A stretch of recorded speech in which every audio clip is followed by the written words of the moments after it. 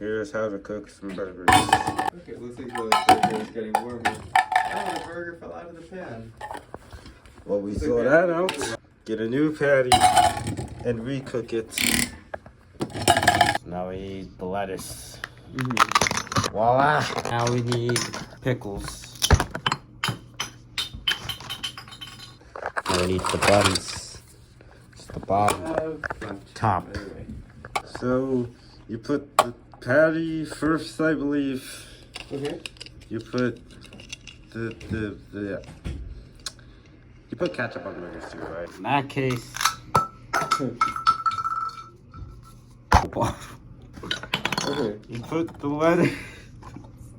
Actually, I think it's lettuce, then ketchup, then the pickles. And wait a minute. Cheese. And you have a burger. If you want to be a chef, I recommend this cooking tutorial on how to make a burger. You can definitely take us back here next time we have Delicious. That's all for today on Daniel's cooking show. I am totally qualified for cooking.